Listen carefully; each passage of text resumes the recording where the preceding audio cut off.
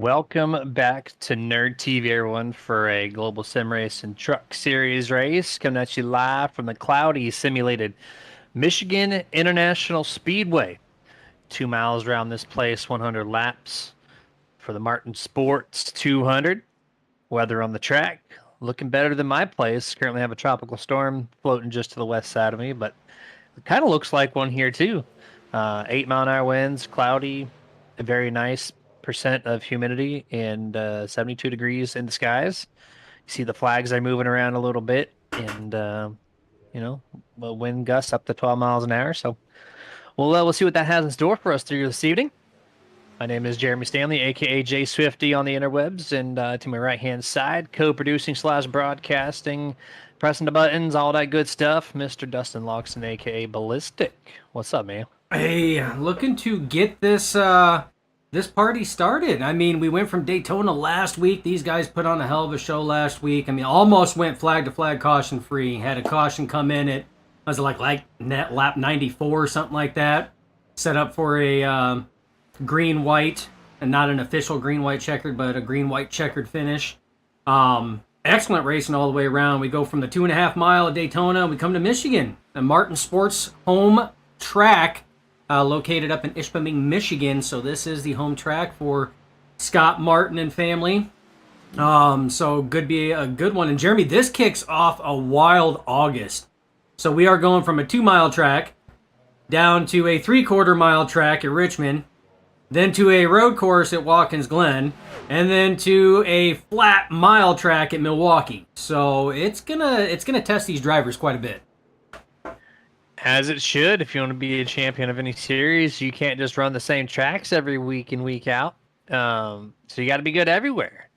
As they currently follow the truck series in the NASCAR world, and these guys are looking really good. I love this track, Dustin. I know you're a big fan of this place. You like to call it a super speedway. It's right there, right at that border. It's You got to close. lift in the corners, though.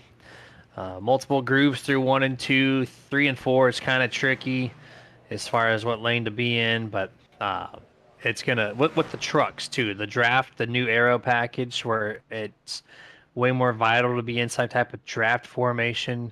We're gonna learn a lot here with that, because I've not seen a race here in Michigan post the update. So I'm kind of curious if we're gonna have like little mini pack racing here tonight. And it's entirely possible. And I call this a super speedway because I know in technicality terms, I believe the way the NASCAR does it is anything 2 miles or greater is technically considered a super speedway. It's just in our minds, when we say super speedway, we think Daytona and Talladega, which, yes, they are super speedways based on their length, but they're also plate tracks, restrictor plate tracks. But really, I mean, Michigan fell into that. Auto Club did fall into that when it was a thing. Indianapolis falls into that. Daytona, Talladega. But it's a very draft heavy. And I'm curious, Jeremy, on you, and if we are going to have some of that, breakaway pack racing, as this is an open setup series. I mean, we've seen setups play a big part at Daytona, which was a surprise on that. I know Premier and Conti were going at it in a big way. It's going to be interesting to see what these drivers can do here, and they got to be careful too, because Jeremy, this is not a smooth track by any means either. It's a very bumpy track, especially when you go through 1 and 2 down that back straightaway. It does have some bumps and humps along the way, and it can upset the truck. So it's going to be interesting to see how the weather plays a factor, how the setups play a factor, and what these drivers can do with the draft. Yeah, 100% there, and I'm gonna go over the point system right now. We got 4 races left, including tonight. Of course, Chad McGinley, Joshua Slade, they're going to be basically locked in. They don't lock in by wins; they have to race their way in. But the point lead they have is quite substantial, so they're good. Bobby Mantle has probably got this thing locked up. He's third in points, 124 out of the race or the championship lead.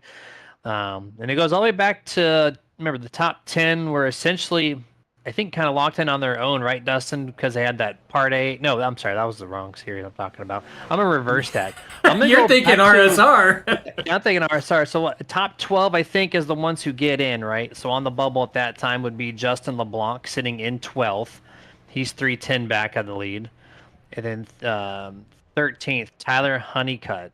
Which Looks like LeBlanc has missed the last number of races. LeBlanc has not been here. and that's true. So, That's very true. And he's and not here Tyler then, right? Honeycutt is not here either. Remember, those guys, Honeycutt was part of one of our Ghost Motorsports, which kind of disbanded on that one. So, That is very true. So then you got 14th John Day Mateo. I'm pretty sure he's here. Clay White. Those guys are going to bump straight up into the 10th, 11th, 12th place here just because of the people who have not showed up recently. Teams backing out, this and that. But either way, we got qualifying on our screen, Dustin. We'll continue to talk about points throughout tonight's race for sure as we get more time to do so. But we're going to get our cameras off your screens and tune into your practice winner, which was the number 76, Nick Boyd, out of all people. He's been up there a couple times, but I think it's the first time he's taken the W in practice. yeah, it was definitely close between the 76 of Nick Boyd and the 54 as well. So the 54, Brody Marinko, was right up there in P2. So it was definitely some close battling right now. As you see, we're riding on board with Nick Boyd. As we were talking about points, Jeremy, so there's going to be a lot of toss-ups and everything else, going along the way that tend to happen, and it's gonna jumble up quite a bit, especially over the next 4 weeks. That we're getting down to the start of the actual playoffs itself, because a number of drivers have missed a number of races and have not been present for competition. So it's gonna be interesting to see how it plays out. Yeah, 100% here as you're going to go right up against the grass line here to complete lap number 1 at the line. 38.859, 0.3 lower, which that kind of tells you where the draft versus the solo times live, right around the 2.5 to 0.3 off. We're going to see what lap number 2 looks like here for Nick Boyd. He's running low and he's going to back it down. So we're going to be one and done here for the 76. Interesting choice there. But right now, top of the board after 8 or 9 entries right now, Stephen Knight in the 79 with a 38.812. Yeah, we have a 38.81 with Knight, and then you have McGinley and Boyd tied right now to 38.85. Had to go to the third decimal point to divvy that one out. Bobby Mantle, 38.87, and De Matteo, 38.88. So, Jeremy, your top 5 were separated only by, as it keeps jumbling, only by 0.07 of a second. Is now Ginter and De Matteo and Marinko all tied at a 38.88, Jeremy. Had to go to third, possibly fourth decimal point on that one. Yeah, just one. Yeah, literally 1/1000th of a second separates 6th and 7th place at the moment. I do believe we had EJ Luna currently in the 24 on your screen as he's exiting turn number 4. And let's see what he can do for his second lap around here. Does he best at 39.01? That was his first lap, and he does not. So EJ Luna slotted P14 at a 39.01 as it sits up there. Brody Marinko ending his. Joshua Slade out there. Looks like he's ending his. See where that puts him. Slade increases his lap time a little bit, but still not in the same real estate as some of your top 5 and top 10 people on time at a 39.09 for Joshua Slade, Jeremy. So, again, you see a big difference right here, but some of these drivers may not have really set up for, let's say, qualifying. They may actually be prepared more so for the race, which is, not out of the ordinary. 19 drivers have taken time, 3 drivers have not. So that slots our driver count at 22 right now. So 22 trucks and competitors will take to the banks of Michigan International Speedway tonight, Jeremy. That's it. Under 1 minute in qualifying, so that's it. No time to be had for the 99, the 5, and the 33. And Joshua Slade, I know he's in the points hunt. He's going to be in the championship. But the past couple qualifying efforts this number 12 has not been great. And he's been flirting between 5th and 10th place the past couple of races. Do we see a little bit of a pickup momentum from the 12th tonight? Because at this rate, if he continues to be, in the 5th through 10th, that's not where we've seen him prior. So it's either a stretch of races that he's not been good at, or something's changed in the power shift amongst the teams here in the global sim racing. Yeah, or he's clearly getting some of his qualifying equipment from Nerd Esports because that's about what we do. Oh, But you ain't wrong. but no, I mean, Um, as Stephen Knight does take the pole for tonight's event, you're right. His qualifying efforts have not been on par from what we are accustomed to seeing from the 12 camp, but his finishes have been up there as well. He just means he has to work a little harder at it. I don't know if that's by proxy, by plan or what, but I mean, his finishes have not shown degradation at all. So I don't know. Maybe it's just a different tactic on it. yeah, we'll have to see here as we go 100 laps here for the Martin Sports 200 at the simulated Michigan International Speedway. And Mr. Dustin has got the grid walk set up here. Truck's angled at a 45-degree angle right behind the pace truck here. And here we go. Starting lineup for tonight's race. Stephen Knight, P1. Chad McGinley in second. Nick Boyd in third. JJ McCoy in fourth. Bobby Mantle, fifth. Patrick Gentner in sixth. Seventh place is John De Matteo. Starting eighth, Brody Marinko. Ninth place, Clayton White. And starting out 10th, the 13 of Stephen Hayes. 11th, you're going to find John Howard. 12th, Danny White. 13th, Bradley Miner. 14th place, EJ Luna. 15th place will be Abram Ghostin. Starting in 16th will be Jason Schilling. 17th will be Joshua Slade. Starting 18th, Anthony Emmerich. 19th place, Ron Harrington. And the last three trucks to not post time is the 99 of McGill, 33 of Ronald Holmes. And the number 5, you see him right there, tail end, Kenny Heath, rocking the WWE Championship belt icon there on the nose of that thing. Speaking of which, Sting. I see Patrick Gentner's name, and I just think Gunther. So congratulations to him on that World Championship win last night against a very confuzzled Judgment Day. But yeah, here we go. Walking back down, up toward the starting lineup. And we're going to take one pace lap, and we're going green flag.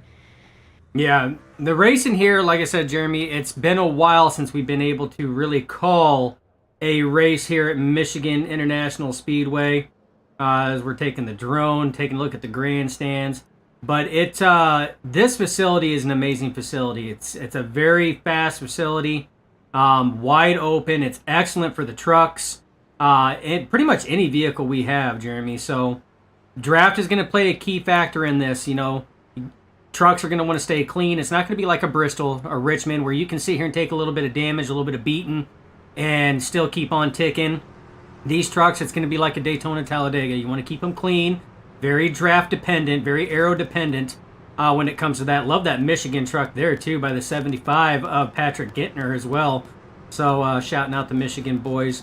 But pack racing is going to be ever so vital as well. But we're going to have to see, like you said, with this new draft package, if we're actually going to have, different packs like what, we've kind of seen that in the past. We've had different packs kind of give way, take way. Going to be interesting. 100 laps, so 200 miles around this 2-mile facility. So going to be interesting, Jeremy. Going to be a ton of fun. Sit back, relax. I got my YouTube up finally after getting 2K24 installed. 14 live on the YouTube side. So wish y'all a safe, happy Sunday evening here watching us broadcast the Global Sim Racing Truck Series at Michigan. Pace truck is down. Stephen Knight ready to set sail off into turn number 1 as your race leader. He's got a very strong teammate, Chad McGinley, to the outside. Green flag is out. Nick Boyd almost wanted to go 3 wide. You cannot lane shift before the line. There they go. They're going to keep remaining 2 by 2 by 2. Great restart throughout the entire top 6. All keeps it nose to tail. Gets off into turn number 1. And you see the fanning effect, very common here in Michigan for 1 and 2.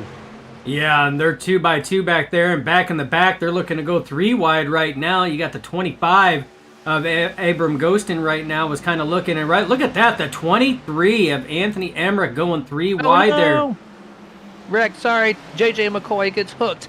Takes out the Michigan truck, Patrick Gentner. And I think one other with damage here. First wreck, presented by Boomer Button Box, lap 1, turn 3. And we got some replays to look over on this one. It looks like he just got hooked on the left rear. Yeah, as we're looking, yeah, and that's what it looks like. It looks like just a little bit of a touch there from the 76. There was contact between the 22 and 76. Gittner trying to go, and that door was open and then shut in a hurry. So not what the Michigan University of Michigan Chevy Silverado wanted right out of the get go on that one there, but not a good one. We're gonna go back and take another look at this incident here, kind of see what took place. Yeah, just well, if you back it up a little bit, it just looks like the 76 was following Steven Knight so strongly he forgot where the turn was, and like you watch, he just slides up the track way away from the 79, just forgets to make the corner, and then JJ McCoy's left rear was just right there. yeah, and it's tough, Jeremy. I mean, it's almost like what it is when you are back behind a driver at a plate race. You know, you can't see where that yellow line is to set that corner up, and all of a sudden there's that corner going in, and it was already too late. It happens that fast. All he's seen was the back end of the 79 of Steven Knight. And then great save by Bobby Mantle. Looked like he was a little bit out of shape there right after the spin happened. And so 2 trucks, decent amount of damage early on here.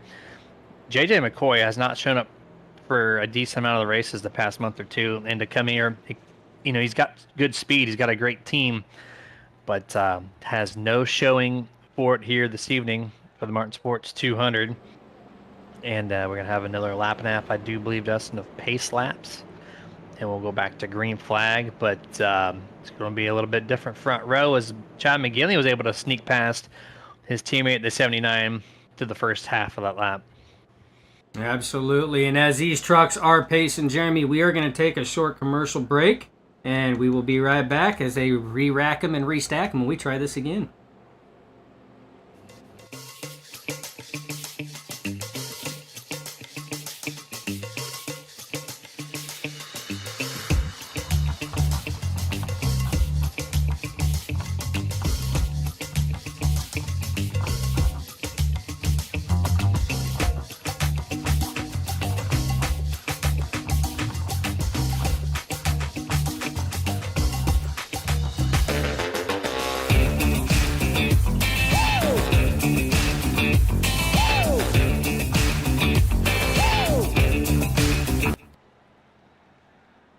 And we're back live after a really short break there.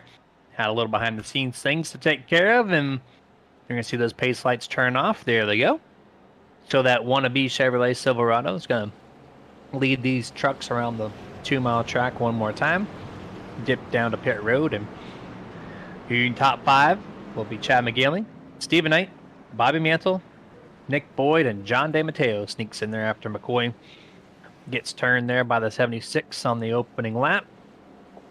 And let's see if we have a good restart like we did the first time for the original start. I was really surprised top 6 were able to maintain all bumper to bumper with one another, which is great for us.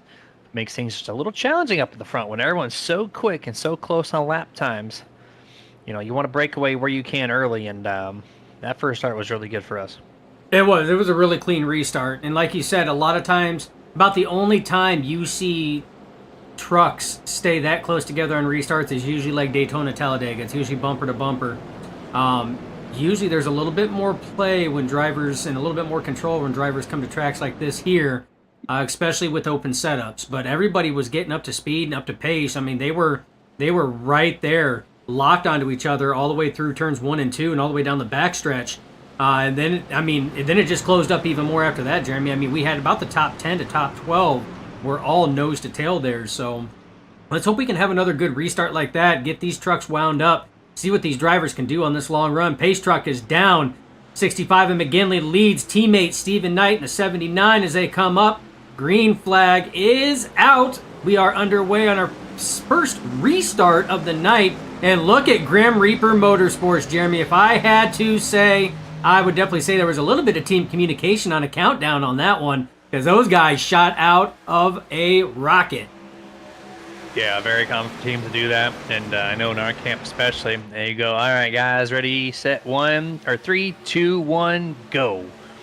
And he hit it off, and that's how that works. top 3, single file, top 4, really, with the 26 Dan Mateo. He slides in front of Nick Boyd in the 76, head off turn number 3. 2 wide, 3 wide mid-pack. A couple trucks utilizing the third groove. Not many people in the first groove where it's slightly less degreed banking. You see the 76 Boyd is tandeming John Dan Mateo all the way down the front straightaway. That's going to put him alongside the 79 of Stephen Knight, getting off into turn number 1, fanning out 3 wide through 1 and 2. Yeah, like I said, I mean that draft is going to play a key factor in tonight. Like I said, I mean as far as the countdown, Jeremy, I mean every team does it. I mean there's no, it's. I mean that's just team tactic there, just trying to get the best out of it. I mean hell, NASCAR drivers did it back in the day when they could actually communicate with other drivers while being in the car. Dale Jr., Tony Stewart used to do it all the time to sit here and get their stuff lined up as best as what they could. So I mean that's all part of the game, and that's the team dynamic that we have here. Every team here has probably done it more times than one, but racing right now, your top 2, top 3 are all Grim Reaper Motorsports right now. You see Stephen Knight challenging teammate Bobby Mantle.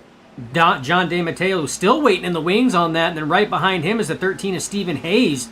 As those guys are going, now you see that line down low was led by Danny White, now led by Nick Boyd, as now they go to that fan out as they go through the turn. 65 all by himself, 79, 89 teammates, still door to door. Well, actually, the 89 does not get the run off turn 4 like he expected. Going to follow along suit. Stephen Knight, John Dan Mateo still holding P4, the 13 of Stephen Hayes. Welcome to the top 5 as he gets right behind Mateo. Going to go to the inside, 1.5 lanes down. It's going to put the inside nose to the 26, door-to-door, corner exit. They stay side by side. Oh, there's a wreck in the back. The 54 deep into the infield. Woo, hold on to it.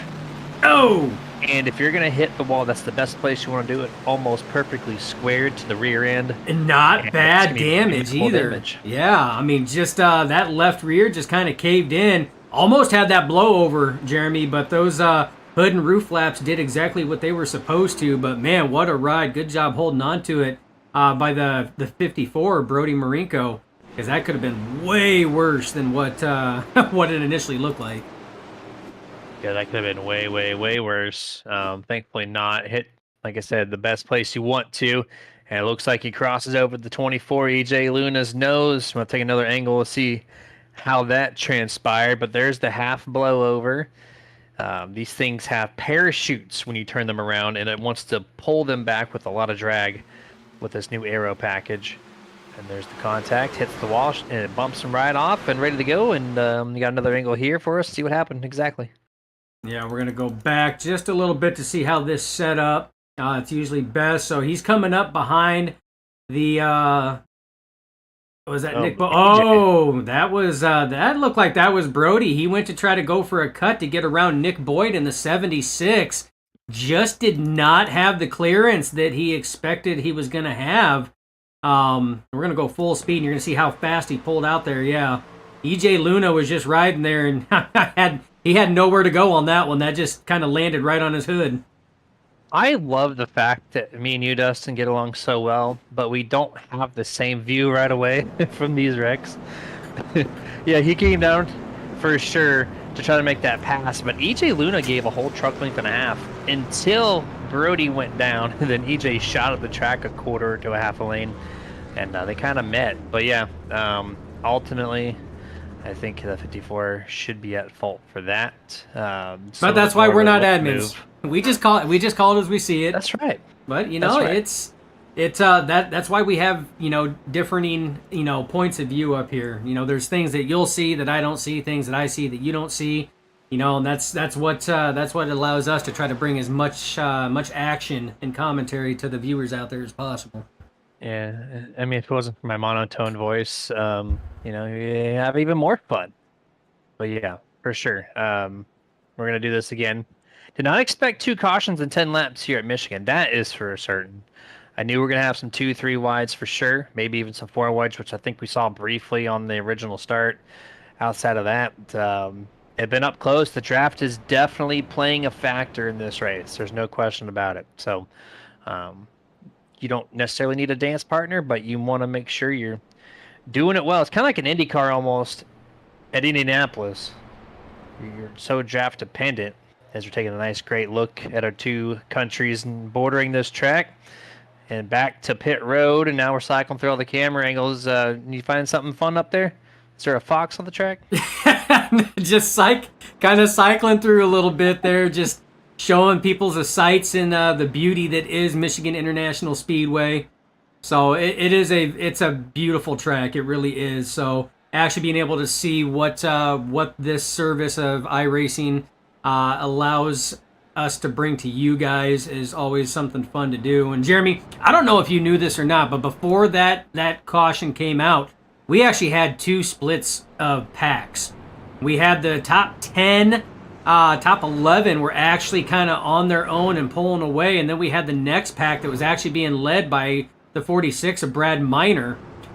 They were actually a little further back than the lead pack, so we had already, just since the first restart, had already started seeing some separation in pack racing, and we were already formulating up two different packs. Yeah, I did not actually catch that. Again, different viewpoints here, so keeping it well-rounded between ourselves. But yeah, we'll see if that plays out again. I don't know if there was something that happened mid-pack that caused it or not, or if that was by strategy, but either way, we're going to find out. Pace truck and car, or the race trucks, rather, are going to be around turn 3 and 4, final time before they go back to green flag. Resuming this race on lap 12. So we're a tenth of the way through this race. 2 cautions already, totaling 6 laps. Pace truck is down. So let's see if we can get some green flag laps logged in. I want to see some good pack racing for 10 consecutive. Let's see if we get it this time around. There it is. Green flag is out for the 3rd time this evening. Bobby Mantle all over the back bumper at Chad McGinley. And just like that, Dustin, the 1, 2, 3 countdown. Going to kick these guys 2 truck lengths ahead of the 13, 26 into 1. Yeah, and now if for everybody watching out there, now them doing that, it's not going to sit here and get them out to a super big lead or anything else. But what it does do is it allows all 3 team trucks to get themselves in position and in line to where they can actually start strategically ticking laps down and pretty much not battling side by side. Whereas if you look a little further back, you see De Matteo right now is kind of in the middle. There's 2 wide battling. Even further back, there's 3 wide battling. With the teammates doing that countdown, they don't have to worry about that. They get out, they get clear of that, and they get down to business real fast. Yeah, absolutely. Here, and just like that, they're all sucked back in. 2 wide behind the 13. That's Danny White in the 64. John DeMatteo on the inside. The only truck on the inside. A little bit of a parachute. It's going to allow the 64 to get around him. There goes Joshua Slade now to the top of John DeMatteo. Getting to turn number 3, single file, top 5. And the only one really in battle right now is the 12. Off of turn number 4 here. Still everyone's single file except for the 26, that Mickey Mouse Chevrolet. Just kind of hanging out by himself saying, oh boy. That was so bad. I got to redo that. You have to redo that one. So bad. My goodness. But yeah, that was teammates. That was De Matteo and Joshua Slade, one of One Motorsports that were side by side. And you see, you got teammates up there right now, both lined up on the inside. That's Stephen Hayes and Danny White. That's Lone Star Racing, as they are now working to the inside of the first of 3 Grim Reaper Motorsports drivers. That's going to be the 79, your pole sitter, Stephen Knight. As he's, and look at the line difference. Way to the top side, Jeremy, in that 4th lane, all the way down to the bottom in that 1st lane. That's the difference going down the straightaways. These drivers are searching all over the place for some speed. This is so close to being a Daytona-style event here. The pack is just hanging tight here. Look at the 4th and 5th place trucks on the outside. Knight and Slade. They 1 and 2. They were all over each other. I thought the 79 may have gotten turned for a moment. They kept it straight, though. Head off into turn number 4, corner exit. 13. Oh, no, contact. There it is. Oh, let him gather it. There it is. What a heads up. That was good. I mean, Stephen Knight backed way out of the loud pedal and allowed Stephen Hayes to gather that back up. That could have been way worse. And I tell you what, Stephen Hayes better thank Knight on that one after the race, because He didn't have to let up on that, but he sure let him gather it back up. Ah, that was unbelievable. Stephen Hayes barely makes contact with the wall, slows it up, gets checked, gets almost turned, corrects it, almost gets turned again, saves it. Crazy turn of events, all happening on the same straightaway on the front stretch. One lap ago. And he only lost one position out of all of that. Lost. That is so impressive. Truly though, that was some great content there. I'm glad he's able to save that and keep driving. I know Dustin Franklin a while ago said "Go EJ Go" on the YouTube chat. EJ Luna started 14th. He's looking to crack the top 5. He almost did it last time by. Currently P6 behind the 12 of Joshua Slade. So great advancement early on for the 24.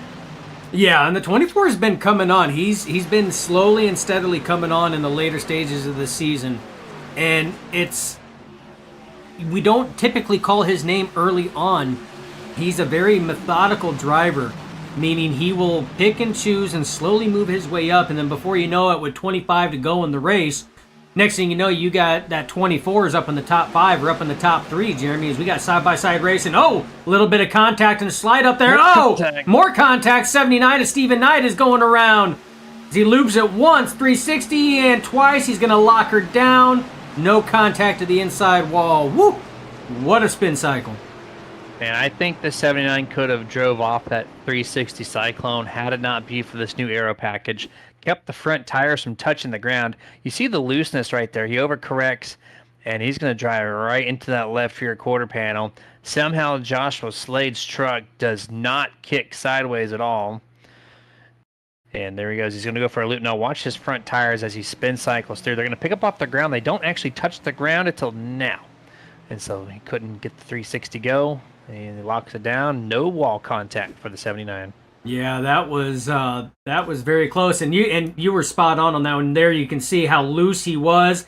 He corrects it, but as he corrects it, he has to follow it up the track to try to continue doing it. But unfortunately, that's going to follow it right into the left rear of Joshua Slade. So he had no chance to be able to do anything with that, Jeremy. And yeah, I'm glad that you said anything on that. As far as, and right there, tires are off the ground right now. That's why they're not spinning like that. So I'm glad. And there you see, there's the load down on the suspension. That's how long those tires were up off the ground. And I didn't actually pick that up, Jeremy, until you pointed that out. So good eye, my guy. Yeah, I was hopeful he could just bring it right back around and keep going. But just for the style points, of course, it doesn't matter because he didn't hit anything. So all safe, all well there. So now 3 cautions, Dustin, within 17 laps at Michigan, and it is definitely pack racing.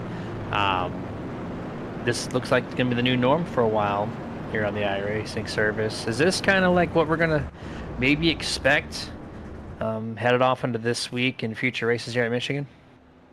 It very well could, Jeremy. I mean, with this new aero package on these trucks, it is definitely giving drivers a bigger challenge. So what this package did was you have to drive these trucks more than what you did before. So, I mean, don't get me wrong, the last package was fun, but it wasn't, as what some of the sim racer would say, as realistic as their real life counterpart. It was off by quite a bit. They brought it closer to it now, and now what drivers are finding out is they actually have to drive these trucks. And by drive, I don't just mean with the steering wheel. They actually have to drive these trucks with the throttle. These trucks will get loose easier, which means they have to be a little easier on the throttle, a little less of the throttle, a little bit more of the throttle. They have to play with it a little bit. And that's what you're seeing right now, especially at a very draft-dependent and aero-dependent track like Michigan, but one that you have to let off because you can't go full throttle through these corners like Daytona and Talladega. And that's why you're seeing these drivers struggling with looseness on some of these trucks. Yeah, it's you got draft to worry about, you got handling to worry about, you got tire conservation to worry about. It's a very strong hybrid mix here. It's not like Atlanta where you just high bank the thing and full send it. This one requires a little more attention to detail getting around this place, and it looks like it's been kind of tricky.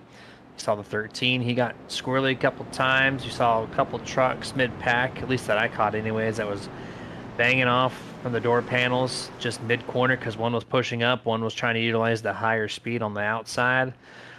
Some bumping in the corners, trial, there's been everything.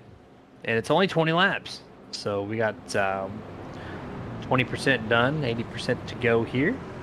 Half a lap before we go back to green flag. Difference top two. Chad McGinley P1 by Bobby Mantle. Now resuming in second place. 64 Danny White from 12th to 3rd. Look at this guy. Just moving up through. He's going to have EJ Luna to his outside in P4. Anthony Emmerich 18th to 5th. And Jason Schilling 16th to 6th. I know we saw a couple people pit, like the 76 of Danny Boyd, but some new faces up here in the top 5. Yeah, and it's good to see that. Like I said, I mean, some of your big movers, EJ Luna up 10, Emmerich up 13, Schilling up 10. So a lot of big movers. You got Ron Harrington up 10 back in 9th, and Ron Holmes up 11 back in 10th. So a lot of big movers. They're starting to make their way up. I got to shout out the real McCoy, says, go get him, Grim Reaper. With you in spirit. That, of course, is JJ McCoy. We've seen the aftermath of the damage done to the 22 machine. Hope to see you back in racing action next week, my friend. Yeah, heavy impact to start this race. Do not want to see that from anybody, but needless to say, back to green flag here. A little bit more of a, well, it's only 2 trucks here from the yellow spoilers of Grim Reaper. They go single file real quick, 64-24. They're going to remain side by side, though, getting off into turn number 1 and 2. And it looks like Danny White rather is going to have the momentum, and he does. He clears the 24. EJ Luna top 7 or 8 now back. Single file in a hurry this time. And here comes the 33 around on Holmes, 21 to 9th. Now going to pass the 78 here. John Howard puts him in 8th place. Yeah, right now you're looking at your top 7. Top 8 right now are now nose to tail. And this is where all the racing's at. Look at this hornet's nest right here. Got 4 trucks lined up on the top side. 6 now as they're coming in the picture. 3 on the bottom. That's De Matteo leading the top. Ron Holmes leading the bottom. They're going to go 3 wide. Right now, Holmes on the bottom, still 3 wide as they're going through. These guys are looking to move in a hurry, and that's the 79 of Steve Knight, who you just seen was involved in that last incident there where he took that spin cycle. But right now, giving one hell of a push to the 99 of Austin McGill. Oh, big accident there. Big collision. No caution, though, as we keep going, Jeremy. Wow. 3 trucks in accident there, but none of which spun out. So we're going to remain green flag, taking it back to the TV replay. 3 wide. We saw that there. And then it just, 99 comes up the track. 46 does not recognize it. And then subsequently takes out the 13, Stephen Hayes as well. And then 4 trucks in total in this one. Yeah, and that's tough. Now watch this cut down by Stephen Hayes. I do not know how he misses it. Just a little bit of scrape there on the 75. Oh, there you go. You see the damage. Got him a little loose, but he was able to save it. That was so close. But like you said, it just, everybody kept going straight on that. So no caution come out. But yeah, I agree, Jeremy. That was the 99 coming up. The 46 didn't know the 99 was coming up. Kind of came down just ever so slightly. Not as much as the 99 came up. And again, we are the masters of physics. We prove it week in and week out. Two states of matter cannot occupy the same space at the same time, and that's what happens. Absolutely. Here, if you want to turn on the iRacing iFlag. Track map, that's what you're looking for. Well, I had a couple in mind. But this is what 10 laps of green flag racing looks like. We're already a quarter of the track separated, and that will continue to grow for the trucks 10th on back. As see the top 10 are kind of still buttoned up nice and close. Now, the other one I want to view as well is the the pit strategy report. If we can key that one up. I know there's a difference in pit stops, and you see the number 1 and number 2 truck right now, the only ones on full laps from the top of the green flag 25 laps ago. Everybody else has made some type of pit stop effort. Emmerich in 3rd, Stephen Knight in 4th. And as this run continues, you're going to see those trucks eventually move up further and further, like you see on your screen right now. They're going to draft one another, try to put themselves in front. But right now, Chad McGinley and EJ Luna working very well, knowing that they have the worst tires of everyone, trying to keep it single file, trying to maximize their time on track. Yeah, and they're doing an excellent job at that, and that would kind of answer the question, Jeremy, as to what happened to Bobby Mantle. Bobby Mantle was up here with McGinley there, and he just completely fell off right now, and he is slotted back in 8th right now in a heated battle with the 78 of John Howard, 64 Danny White, and that's what allowed EJ Luna to close up. And look at that, Luna just all over the back end of Chad McGinley down that front stretch, going off into turn 1. And those guys are just doing everything they can to stay out there, knowing they're on older tires. And here comes Stephen Knight coming back from his spin that he took just about 10 laps ago, 12 laps ago. He's now working to the inside, Jeremy, as we are watching off of EJ Luna. 3 wide right now. You see Slade on the inside, Knight in the middle, Luna on the outside, working through turns 3 and 4, Jeremy. Man, the first 2 rows, 3 wide each of them, minus the 65. It was 3 by 3 through turns 3 and 4. And then as they get to the start-finish line, it is Stephen Knight all over the back left of his teammate Chad McGinley right now. Looking to the inside is the number 12, Joshua Slade in turn number 1. He's going to clear EJ Luna door to door now with Stephen Knight. They're going to split the teammate Chad McGinley 3 wide, real tight area right here. Contact. Joshua Slade gets a little loose. They still remain 3 wide into 3. 3 wide. Stephen Knight has probably got that good line there. He can let her rip on the top side, but Slade sticks it on that paint on the inside. Slade's going to take it all the way to the top spot right now. McGinley's going to lose not 1 but 2 spots and might lose a 3rd, depending on what happens here with EJ Luna. Yeah, just the tire fall off right now. Chad McGinley, EJ Luna are starting to feel it. But Slade looking to lane up higher, trying to get a run on Stephen Knight, the 79, crossover back down to the bottom half of the track. 3 wide, Chad McGinley once more. EJ Luna to the top. 54, Brody Marico trying to put himself inside well into the top 5. Remember, he's another truck that spun out earlier on with that rear end damage. So 2 trucks on the top 5 previously involved in a wreck. Yeah, and it looks like that Marenko got that left rear damage repaired, that tailgate and left rear quarter panel. Looks like it's intact and in good shape, and it's showing by how he's driving right now. Right now in a battle for 4th place. That is your battle for 4th between himself and the 65 and McGinley. You got Anthony Emmerich in the 23. He's just back there waiting in the wings, trying to figure out what these two are going to do. And as you look further up, you see the 12 of Slade and the 79 of Knight battling each other hard, Jeremy, as they're still battling for that top spot. Half a second breakaway from those two into turn 3. Slade utilizing all the draft possible. 2, 3, and 4 here. 3rd place on back, led by EJ Luna. Looks like McGinley is just going to file in line. He can race the 24. They're on the same tire. Everybody else, something a little different, something a little newer. And so they're going to try to still work together to maximize what they can inside the top 10. 54, Marico to the top. Trying to get a little side draft. 65 going to close the door. That was such a close call there to the right rear, but he backs it out eventually. They remain single file. Yeah, and this leads me, Jeremy, to question now, because we know that the 24 and 65 have not pitted for tires. They are still on the same set of tires they were since the start of this race 32 laps ago. That makes me wonder, they're still holding strong right now in 3rd and 4th.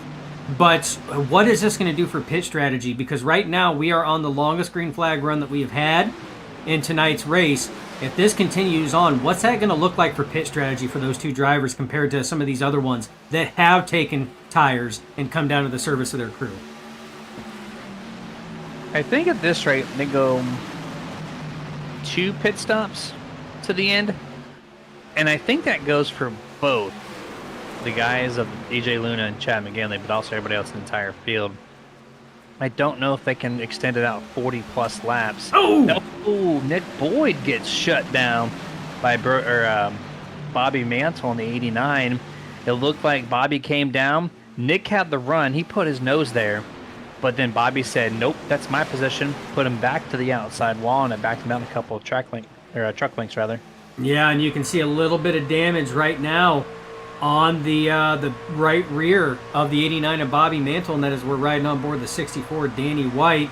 looking ahead at that big battle right now. So there's 6 trucks right up there. And here comes Nick Boyd. He's powering back up, trying to gain back what he had lost after that pinch and wall contact just a lap prior. Single file on the front straightaway to complete lap 34. Heading off into turn number 1. He's going to make a try again at Nick Boyd. He's going to make a clean pass this time over Bobby Mantle. Not even a question. Clears him off into turn number 2. Going to quickly go down to break any draft for Bobby to get. Heads off turn number 3. He's going to keep the shallow inches. Now he's got one more below, or on top of him rather. We pan the camera a little bit more. There it is, number 23. Anthony Emmerich, who's continuing to fall back, now in 9th place. Yeah, the 23 falling back now as the runs get longer and longer. And now we're starting to see that tire wear factor, Jeremy. You know, whose truck is set up for the long run, you know, who has conserved tires, because, I mean, you can still have a solid tire on there, but if you've been running hard and you've heated that tire up, that tire is not going to grip this track, and it's going to let you know that it's pissed off. And some of these drivers, you know, some are better at conserving the heat and keeping it down, others not so well. I am one. I am not very good at it. I will burn the crap out of tires and heat those things up till they're so greasy they're slipping and sliding all over the place, just like a big quarter-pound grease with cheese. And it's so easy to do that too. It is so easy. Because if you think about it, the first couple laps, you got the fresh tires, right? You could almost full throttle this dang place. But it's so hard to tell yourself, hey, I know you can almost full throttle, but I need you to lift. I need you to lift a lot on the first 5 or 10 laps. And you're like, wait, I'm going to lose the pack. You're like, no, you're not. Wait 15 or 20 laps. You'll see what I'm talking about. And that's exactly what some of these people are doing. And that is how Chad McGinn and EJ Luna are still maintaining the top 5. They're not overdriving their stuff from the get-go. And it's put a little more extra grip in those virtual Goodyears as they're still keeping up. As they're right now, right in front of the number 54 is Chad McGinley at the line that time. 3rd, 4th, and 5th on your screen. Yeah, and it is. I mean, it takes a lot for a driver to consciously keep telling yourself, okay, you know, I know it can stick, but I need to back off. And I mean, that's the give and take. You know, there's a lot when it comes to driving that a lot of folks, you know, that aren't aware of everything that takes place inside that virtual cockpit. I mean, this is some of the stuff these drivers battle with, you know, lap after lap after lap, on top of planning out their pit strategies. 76 and Nick Boyd all out of funk there. Almost drifted up, taking out the 14 of Clayton White. He was loose going into 3 and 4 there and tagged the apron, and then had to chase the truck up the track and almost took out the front nose of Clayton White coming out of 4. Yeah, great call there. I actually saw the same thing. So just dipped that left front on the flat, and it did not agree with that whole truck whatsoever. Now EJ Luna looking to pass the 54. Nope, he's going to get parachuted, drops back, single file to the top lane, entering turn 3. They're coming up to lap 40. So we're going to see 61 to go here at the line. And Dustin, I think this is a great time to go our first picture-in-picture. As we know, we got pit stops coming up shortly. We'll be right back.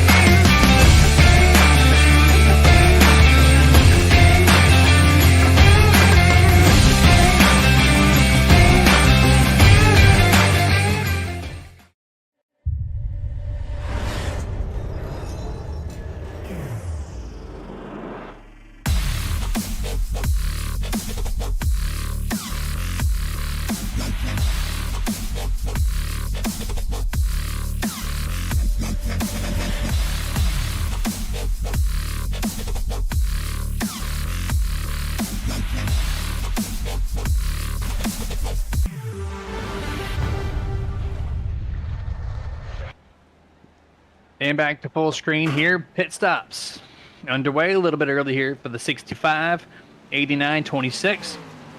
Wes McGinley, Mantle, Dave Mateo. Never, at least the 89 and 65 did not hit. And the opening couple of cautions. So they had to come down a little bit earlier. I think John Dave Mateo could have been on that same strategy. Here's 78, John Howard in a Chevrolet Silverado. 3, 2, 1. Good stop there, it looks like, for the 78. And so that's 4 trucks now and 2 laps to come down pit road. And this is where we're going to see how far the difference is between pit stops, between the guys who did not pit versus the ones who did. And Dustin, keep this on your mark here. That's 43 laps that the top 3 went that did not pit. So that's your fuel strategy. So I guess they can go one more and they're done. Yeah, they can. And now if we sit here and take a look, though. So let's take a look and see. Right now, Slade is on 20. He's been on this set of tires for 25 laps. Well, that's the last time that he has been on pit road. So that means that if you go based off of fuel, at 43 laps, Jeremy, he can still go another 18 laps, right around 17 laps now. And if you sit here and take a look at that, Jeremy, that's going to put us right at to where they can make it. If it goes green, and the drivers that are on this, so that's Joshua Slade, Stephen Knight, if they can make it to that 43 mark on this run alone, it'll be a one and done from that point on. As you see Stephen Knight heavy into the wall there, wall glue off of turn 2. Your second place truck, 2 in a little bit of trouble off of turn 2. Drives it too wide.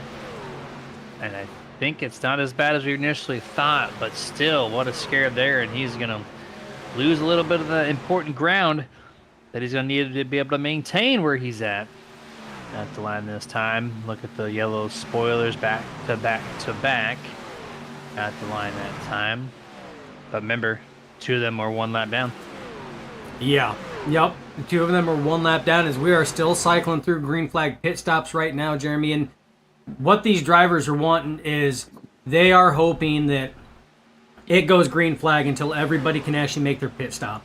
But we've got so many people that are off cycle right now that they can stay out a lot longer. So, I mean, it increases the chance that an accident or a caution presented by a Boomer Button Box could come out, especially in packs like this one right here that's on your screen, where you got about 7, 8 car or trucks under a blanket, 4 wide right now, and this is not going to help that as they are 4 wide. Mateo, Marinko, that looked like McGill and White were all 4 wide down there right at the start-finish line.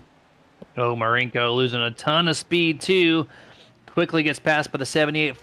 McGill got really checked up. Now Bradley Minor in the 46 looking underneath. Austin McGill on the back straightaway because so. Look at that big gap already between the 54 and the 14. It's about 10-plus truck lengths. Turn number 3. Looks like they're still losing a little bit more to the 54. Single file now looks like for the most part. Crazy last lap there, 4 wide.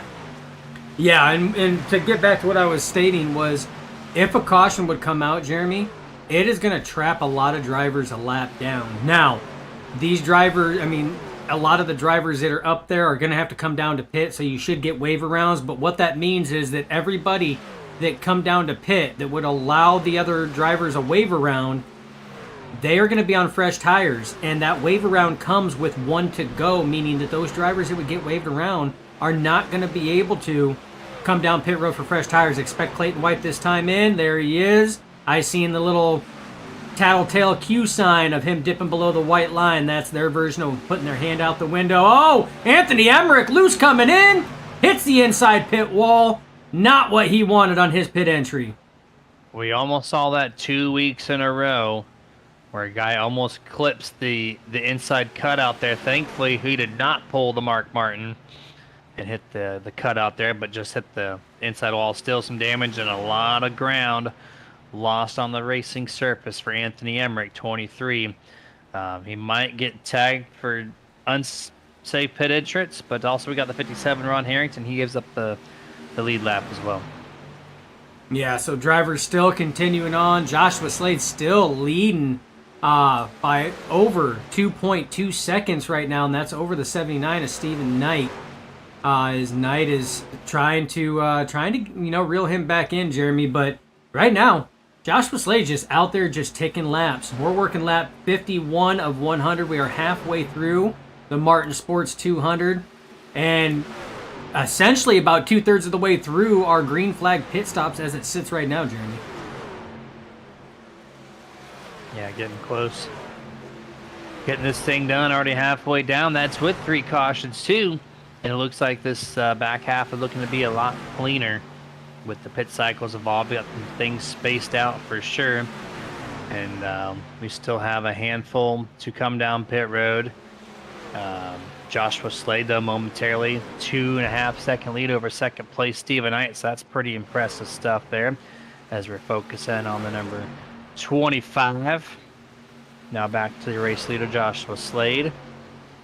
Through 3 and 4 here. Not coming down pit road this time. And yeah, if they can manage that fuel, I think you're right. They can go one and done.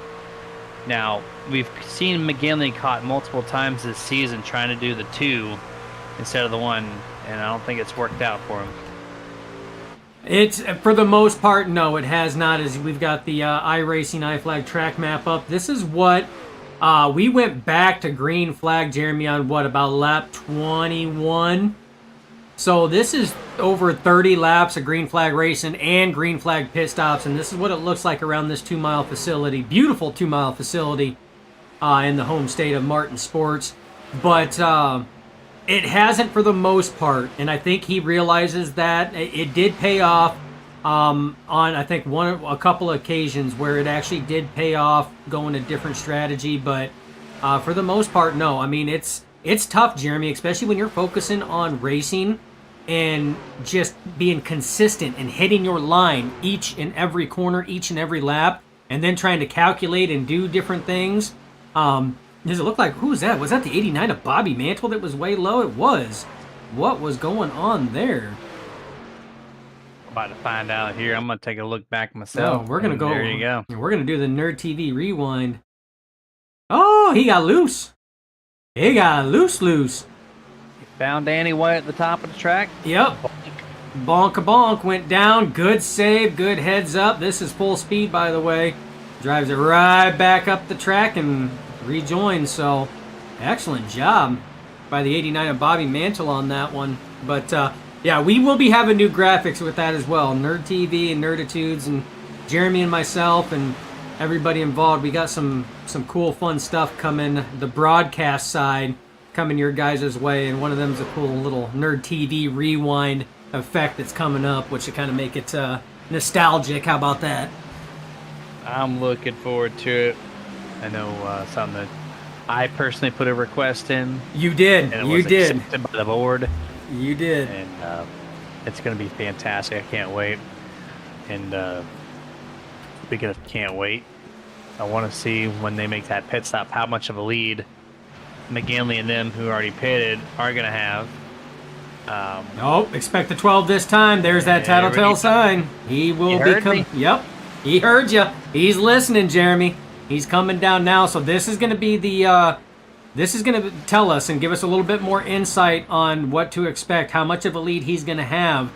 Now, remember, a lot of these drivers, like McGinley, Jeremy, they came in and started pitting at lap 43. So he's been out there 13 more laps and 13 laps longer than what McGinley was. And McGinley and company were the first ones to actually start the green flag pit stops. So you got Stephen Knight coming down. You got Brad Miner, Brody Marinko. So that was essentially everybody running up, and your top 5, Jeremy, is coming down right now. It's going to relinquish the lead to the 76 and Nick Boyd. Yep, Boyd's going to have it. Abram Ghostin should resume second place. Kenny Heath in third. Stephen Hayes in fourth. And then that's where it gets all cycled back through. Because we're going to wait a couple more laps for everybody else to make that pit stop. This is on lap 57 and 58. So getting close to 40 laps to go here for the Martin Sports 200. There's your race leader at the moment. Got a decent amount of laps on those virtual Goodyears right now. If he comes down pit road, he can make it. Well, let's see, at 37. He's got 43 3 laps to go. So you got about 6 more. So if you can do 3 to 4 minimum, but then go 6 to give yourself that green white checker or 2, and then you'll be a-okay to come down pit road and be safe, that knowing that you can make it to the end. Absolutely. And I mean, if we're up here thinking this, you know that those drivers are thinking it as well. Well, yeah, well, he's coming down now. So Jeremy, I don't know. I don't think he's going to be able to make it to the end unless he really conserves and stretches, going based off of McGinley at 43 laps. And remember, that was with 2 cautions in there. This thing has been green flagged the whole time, which means they're burning more fuel as well. So that could be why we're also seeing some of these drivers come down. So 43 may be a little bit of a stretch without the help of those cautions, but that means Abram Ghostin is going to be coming down to pit road here relatively soon, and that should relinquish the lead to one of your first drivers to come down pit road, the 24 of EJ Luna, as he is actually running P2 right now behind Abram Ghostin until the 25 comes down to the surface of his crew. Yeah, and I think this is the first laps Abram has led at Global Sim Racing Truck Series. He's going to lead his 1 lap and say, it's my turn. Heads down to his virtual crew members this time. This will cycle EJ Luna in the 24 as your race leader, 2 seconds over second place Chad McGinley. It's a pretty impressive stuff there from the 24 camp here. 41 laps to go at the line this time. And Dustin, we're going to shout out one of our partners that doesn't have a commercial. And I'm going to say you're going to be correct for the first on this one. Dusty, there you go. Dusty Pete's. Gifts and collectibles, you got it. Anything nerdy to up your nerddom, head yourself over to DustyPete's.com. You see the 24, he might be coming down pit road this time, but they got collectible cards, action figures, NASCAR diecast, plethora of comics to choose from. Just a lot of things nerdy. So if you're wanting to kind of look around at least, if not, do purchase. Once again, head over to DustyPete's.com. Super Nerd at checkout. 15% off, $20 or more online. And head yourself over there right after tonight's race. And just take a gander, at least. Do him a favor. Put some eyeballs on the webpage. If not, even purchase. Does not matter to me. He will appreciate it. Absolutely. Matt Keach. Mr. Keach himself says the bottom in 3 and 4 is really loose. So and that's where we've seen a number of these drivers kind of struggle a little bit. We've seen it coming out of 2, but we've seen a lot of looseness coming out of 4 as well. So that would make sense, especially with this new draft package and well, the total package here on the trucks. Haven't really had a corner stick out, Jeremy. I usually try to call a corner as coffin corners, the one that has the most struggle, but at times I have stated 2 corners, and right now I would have to say that right now equally turns 2 and turns 4 have probably been giving the drivers the most amount of struggle with handling on their trucks in tonight's Martin Sports 200. Keach is interesting. First and foremost, what's up, Keach? How you doing? I see he's interesting because I talked to him this week. He does not like Michigan. He says he does not like it, but he runs very well here. And so for a guy who does not like the track but runs well, giving you advice, like, do you take it? Do you leave it? I think he's right. I feel he's right. I mean, he's given me no reason to question his authenticity on that at all, Jeremy. So I would feel that he's right. All right, well, there you go. I got 2 confirmations that is correct, and yeah, it's weird having those love-hate relationships. You run well at a track, but you don't like it. So it's kind of like me in Kentucky. I think it's a boring-ass track, but I typically run in the top half of the field and have a decent amount of success. So I kind of feel them there.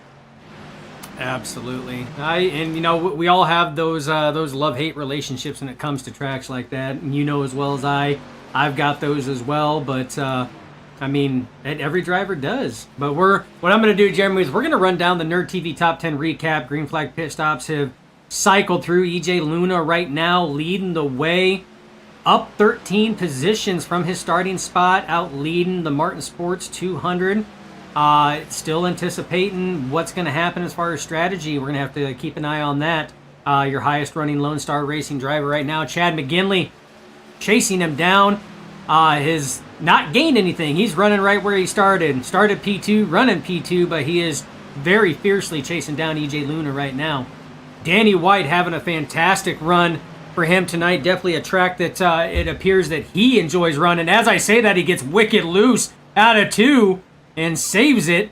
But man, what a good save. Up 8 spots now that he fell back to P4. We'll get to Slade in a second. Still a solid top 5 run for that 60-14. Still a lot of laps to go. Joshua Slade now up into P3. Started 14th. Up to the podium right now. Has been out front for a majority of this race. Running solid. And still looking forward. Again, pit strategy. Still a question right now for this 12 camp. The 14 of Clayton White. Up 5 positions from where he started. Running P4. Broke the top 5 a number of laps ago. Is now set in sight on the 12 of Joshua Slade to see if he can't crack that podium for the first time under green flag non-pit stop conditions. Back to 6 now, the 78 of John Howard, up 5 positions from where he started, running P6. Still maintaining a really good clean race. Jeremy has kept it out of trouble, kept that nose pointed in the right direction, which has probably helped him get to where he is at right now. Steve Knight, who just jumped up to P7, back 6 positions from his pole start. He's been in a couple very peculiar predicaments there. He has taken that truck for a spin cycle. It didn't have any damage on it. Had to work his way through the field a couple times. Now working his way up. As you see right now, he is going to pass John Howard for the P6 position. Back to Nick Boyd in 8th. We've seen Boyd have a couple very close calls there. One with 89 of Mantle where he kind of had that wall pinch there, had to work his way back up, but has been keeping the truck relatively clean right now for Lazy Lizard Racing as he's battling John Howard for that 7th position. It looks like he is going to be able to take that. Back to 9th place right now, John DeMatteo. He is down 2 positions from where he started P7, now running P9. But has, for the most part, kept that thing going pretty well. A couple close calls, handling issues like a lot of the other drivers there. We've seen the back end of that truck kick out a little bit, but still maintaining, still going in the right direction for the 2016. And rounding out your top 10 for the Near TV recap, Bobby Mantle back 5 positions from his starting spot, started 5th, now residing in 10th. We have seen that truck have some handling struggles as well. We had made mention about the contact between him and Nick Boyd there that gave damage. You can see it there on the right rear to his truck, which could be affecting handling and draft on this aero package. But has maintained. We've seen that real close call there and save going down the backstretch as well. So with everything that's happening, still holding strong right now in the top 10, Jeremy. Well done, sir. Well done. That was a very solid top 10 recap here. 31 laps to go at the line. Here comes EJ Luna, going to give up 2nd place. Barely mixed down to speed. A little tail slide there at the very end at the entrance. Joshua Slade remaining on track here. Chad McGinley 2nd place, a half a second behind the 12. As you said, he's been on the attack. He made up a 2.5 second gap to find it within a half a second. But he's kind of stalemated the past 3 to 5 laps. They've been roughly the same distance, slight edge to the 65. So they're kind of plateauing a little bit. Joshua Slade, once he pits, this will be his final time. A little shallow, a little looser on corner exit 4. I got a couple more trucks coming down pit road this time as well there, Dustin. Yeah, looks like the 14 of Clayton White, 64 Danny White. They're coming down. That is going to be driver for Team Whatchamacallit and a driver for Lone Star Racing. Again, we just covered both of them in the top 10 recap. And Jeremy, speaking of the top 10 recap, if you recall, when I was talking about John Howard around the 5th place, the 12 of Joshua Slade was passing him and was working his way by. So he got by 2nd place Chad McGinley and was catching the 24 of EJ Luna, who is right in front of him now at risk of going a lap down. But Luna's got the fresher tires. So right now, Joshua Slade, between him and Chad McGinley, has the freshest tires. And that's why you see him driving away from Chad right now. But both of these drivers are still going to have to pit potentially one more time. We know for sure that McGinley is going to have to pit in order to make it. Slade was in 15 laps ago, Jeremy, That it's going to be a stretch. We said 43, but that was with a couple cautions mixed in, which means you're not going to burn the fuel. You're going to save and conserve. I would have to say that the 12 is going to have to at least make one more stop as well to make it to the end. Yeah, it's tough. I'm gonna have to agree with you. You're kind of watching the laptop. 65 McGinley. He's down pit road. He's going to give up second place. So Nick Boyd does resume second. 3.5 back off Slade.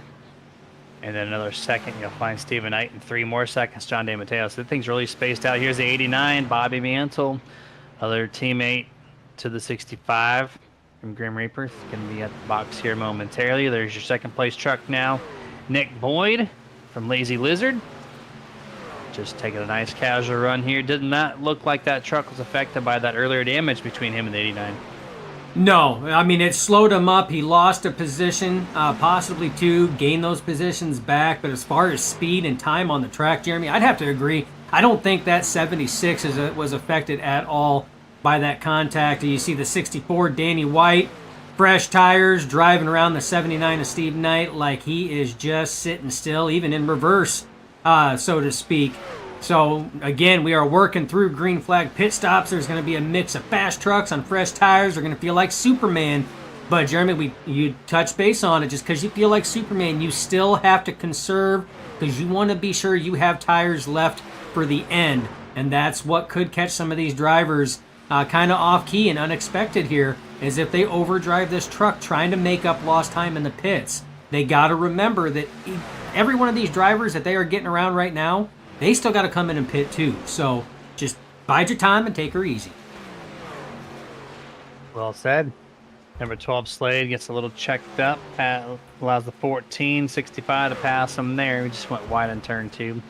But those guys now have fresh set of tires versus the really old ones now on Slade in comparison. And so he's getting right around 20 laps now on those good years. Going to be 25 to go. 1 quarter left in this Martin Sports 200. Going on board the helmet camera of your race leader. It looks like it's going to take a nice sweeping corner there to the 3rd groove. Slight diamond back down. You look at that hand on the wheel. Right, left, right, left. Tells that thing is loose, which is how usually Joshua Slade drives his truck. Yeah, and you see a truck dip below the white line up there. So truck coming into pit road. But yeah, he usually does drive it a little on the loose side.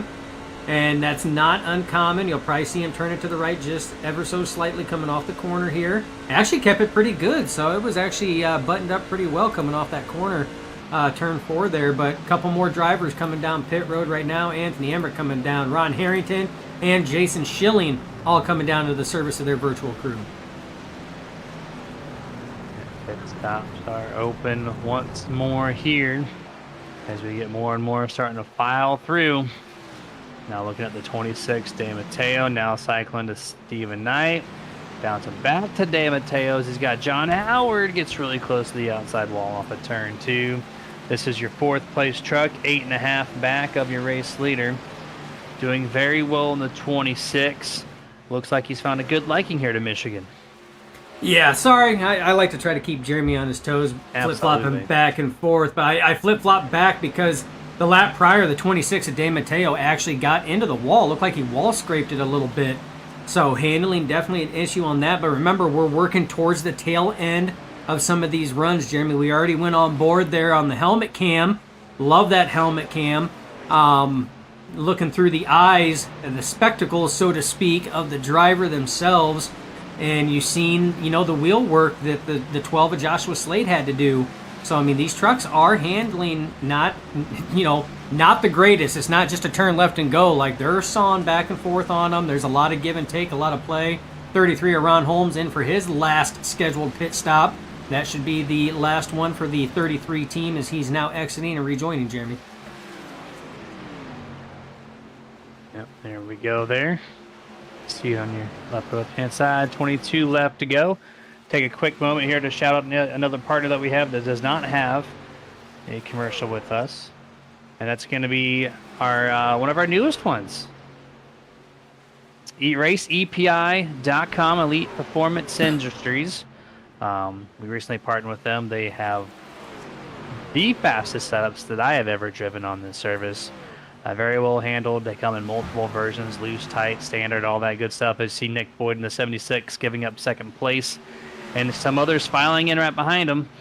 Here we go. Oh, contact possibly, or just locked it up. Either way, close call for the 26 and 78. But needless to say, if you want to put yourself in victory lane today, head yourself over to raceepi.com. They have a great selection of dirt setups, of course, your NASCAR ABC, and quite a few others to choose from on the asphalt side. So once again, raceepi.com. And here comes your race leader, Dustin, Joshua Slade. This is going to almost completely file out the last round of pit stops. Yeah, going to almost completely do that. It looks like the 79 of Stephen Knight stays out. We're going to take a look at stint length. He's 24 on those. So he was on the same cycle that Slade was on, and he elected to stay out. I don't know how long he is going to stay out on this set, but we know that him and the 12 team, both of those camps are on the same pit cycle. So this is where we're going to see who made the right call to come in and who maybe didn't make such the right call. Yeah, I mean, we had all those cautions early on. You kind of got to pick and choose what you wanted to do for the late half of the race, and now you're finding out what was good, what was bad. And you see the 79 back on, or coming down pit road, gives up the race lead. And it looks like EJ Luna will cycle through as a race lead.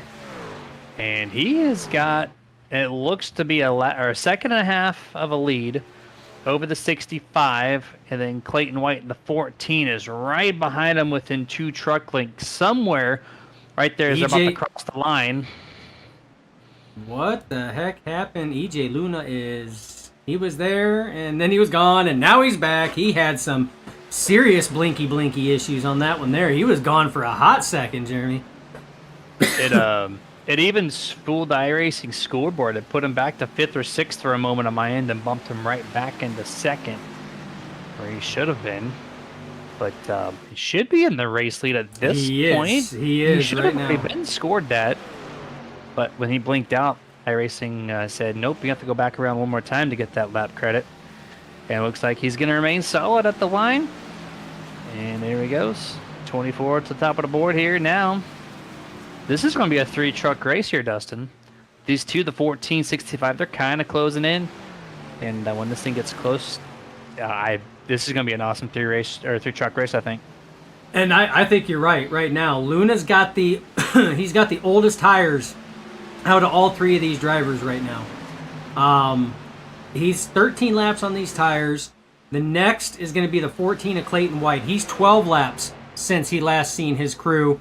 The one with the freshest tires, and probably not what any of these 2 drivers want to hear, Jeremy, 65 of Chad McGinley, 11 laps now since he last come to the service of his pit crew for fresh simulated Goodyear sneakers. So it's going to be a tough one, Jeremy. But like we always say, catching somebody's one thing, passing them is a completely different story. At Michigan, it makes it a little easier, kind of, with all the different lanes. But at the end of the day, yeah, right now he's got the tow from the 24. But when he gets there, he has to choose a different line. Right now, a lot of the trucks like to run that second groove, maybe touch the third. But that's it. Now the 65 has to go to the 3rd to 4th lane to make it happen, unless EJ goes to the... He's going to let him take the inside here. I did not expect him to do that so quickly, but he knows the speed difference, and he's just going to relinquish the lead just like that. And I guess that's a well-respected racer right there. Yeah, I mean, and EJ, he's probably aware. He knows that McGinley has got the fresher tires. So, I mean, if you look on it just on that aspect alone, I mean, McGinley should be able to pass him with minimal issues. I know 3 laps doesn't seem like a lot, but when you're out here putting the heat down on these trucks like that, I mean, 3 laps is a big difference. As you've seen the 24 actually kind of slip up a little bit there in turn 4. Kind of a little bit of bobble from the onboard roof cam there. But, I mean, that was a good veteran move. That was a good sportsmanship move, knowing that, being fully aware of that, and saying, you know what, there's no point in battling you right now. let's get it closer to the end, and we'll see how these tires. A little bit more of a bobble there from the 24, and that could be another reason why he let him go, Jeremy. I mean, there could be more to play in this than what we're even fully aware of. Yeah, that was a great move. Like you said, you recognized it and just let him go. But Clayton White trying to get there a little bit slower to get to EJ Luna. Let's see if EJ allows him to drive right on by just like the 65, or if he put a little fight up for it. Needless to say, this is your top 3 podium. The next person back of these guys is 4 seconds, which is Joshua Slade. I don't think he's going to be able to make that up in 14 laps. So this is your podium. Now, who's going to talk to us when? That's what they're trying to decide right now. It looks like the 65 is setting off into the sunset. So it's the 24 and the 14 to decide who's going to be second, who's going to be third. Yeah, and like you said, that's what they're trying to figure out right now. Right now, Clayton White in that 14 has got 1 lap fresher tires than the 24. He is slowly closing in. That there's going to be a good battle. Like you said, the next closest person is that man right there. We go on board. Those 3 specs way out there going into turn 1, that is first, second, and third. So he's got 13 laps to chase down that group right there to try to make podium for the chance to come up here and talk with the nerds up here in the post-race booth. So not impossible, Jeremy. At the way that Slade has been running, not impossible, but he's gotta hit his marks. The only thing that's going to help him is if the 24 and the 14 start racing like they're about ready to start to right now. That's only going to slow them down and help out that 12. And then the 12 did pick up 0.7 of a second that last time by, but I know if he's going to run the hot laps, it will plateau eventually. So we'll see what that looks like at the line. Another 0.7 of a second picked up by Slade. So right now, 3.4 separates himself from the race leader. And of course, that's the race leader who's got a second lead over second and third.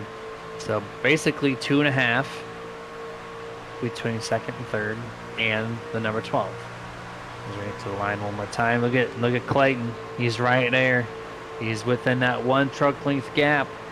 He's going to take a kind of look to the inside. The 24 a little loose. So is the 14. Corner exit. They're going to remain in tow one another. 10 laps to go this time. Yeah, it's 11. Sorry. 11. I was about to say, I'm looking up at the counter. I'm like, are you sure? 11 laps to go. You're not sure? Yeah, no, 11 laps to go.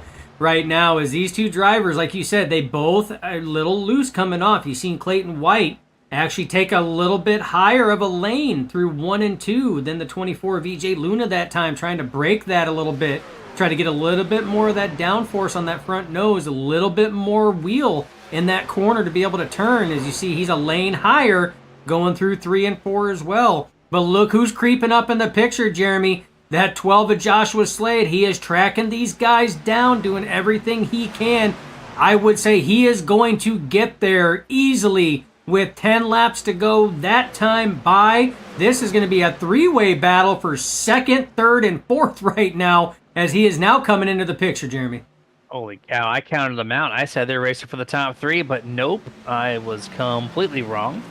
And Joshua Slade is just going to go down to turn 3 and do a 2-for-1 special as they're single filed from one another. Now, Joshua Slade might win this thing as we are going to be at the line with 9 laps to go.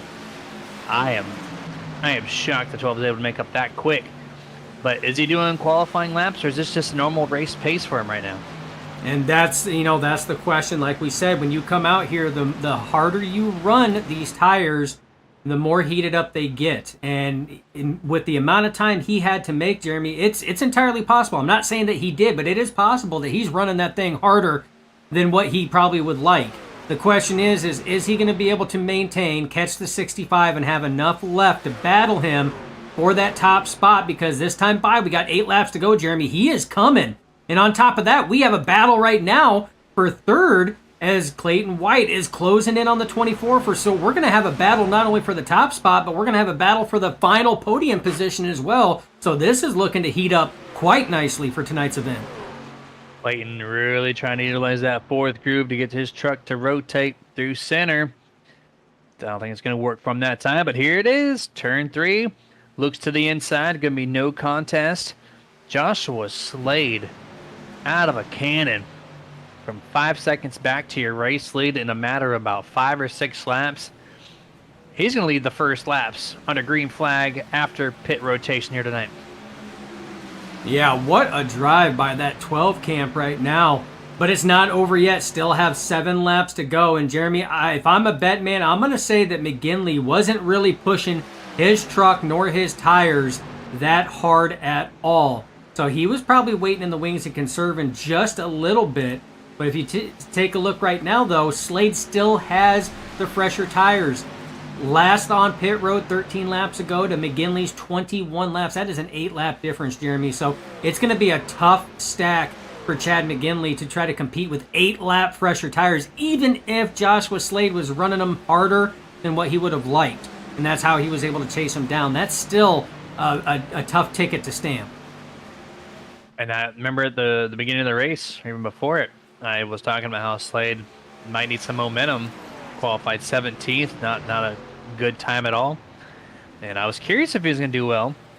And thankfully, due to some cautions, it allowed him to put himself on a different stop rotation than everybody else. And he's capitalizing on doing very well.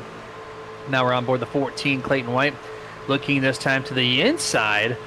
If AJ Luna on the bottom of the track gets right up to the left rear, going to get a little side draft.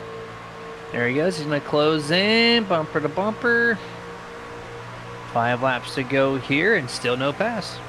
Yeah, and like I said, that's going to be the tough thing. These guys are close on tires. Clayton White has got 1 lap fresher tires. There's that slip up there from the 24 coming off. That's where the 14 of Clayton White's been getting those good runs. He's going to get that run. Look to the inside. There he goes, down to the inside right now. He's got a better run this time, Jeremy. This one here is looking more promising, but he's got to stick that inside lane, even on these older tires. And here we go. As they come off the corner, he's got to stay neck and neck with them because he's got to maintain inside going into turn 1. Otherwise, it's all for nothing. And he does maintain this time, Jeremy. And he's actually starting to lurch forward now as they cross the line. Side draft, nose advantage to Clayton White. AJ Luna turns early. They both make contact because of that. AJ misjudged the corner entrance, and it's going to allow him to keep up with the 14. I'm thankful they did not wreck, but Dustin, that little bump actually is going to help 24 in this instance back to the point in 3. Yeah, that wasn't a light tap either. I mean, that tapped quite a bit. You've seen damage on the left side, and then it disappeared again, and then he disappears, and there it's back again, and now he's shooting sparks. And Jeremy, iRacing doesn't know what that 24 is doing right now. Nope, not one bit. He's all over the blinky map here. 3 laps to go. Back to the advantage. I know that was unintentional, but man, that really helped DJ secure his spot for the time being in 3rd place. Now Clayton White has to figure out how to do that again. Maybe have the 24 make another mistake. But will he do that? Yeah. At the turn 3 entrance, 14 is going to dive it in. He's going to try it one more time. Yeah, he's going to try it one more time. I mean, and he's got to. The big thing is to maintain. He has to maintain side by side with the 24 down this front stretch. The 24 clears him, then it just resets everything again. He has to keep it, and he's going to. That side draft helping him as they're now nose to nose going in. Now we're going to see if we can try it without contact and see if the 14 can maintain. Still side by side. 2nd groove, 3rd groove. 14 comes off the corner there. 24 still getting that good run. Slides right up. Textbook pass by the 14. Cleared him, and there's not enough run for the 24 unless he can get enough draft. Nope, not going to happen. And I think that's going to secure the fate between these two unless EJ can find something really close. Right at the bumper. He might have enough run to the turn 1. I don't know, but we have the elevated esports racing 1 to go. And it is for that man right there. The guy who's got the most pit stops underneath there's belt compared to everybody else in the top 5 is going to do it from the strategy call. As you're cycling back there, EJ almost made some contact to the 14's left rear once more. This race is really getting at it here. Final set of corners for the 14 and 24. What will happen as your race leader Joshua Slade is going to bring it home for the 5th time in 2024. Congratulations, Joshua Slade. And then back here, it looks like Clayton White will secure 3rd. Yeah, good battle between White and Luna there. Good clean racing by both of them, but again, nobody could touch that guy. Like you said, it hit pit road more times than anybody else in that top five, and was able to bring it home. Had the freshest tires, had the drive.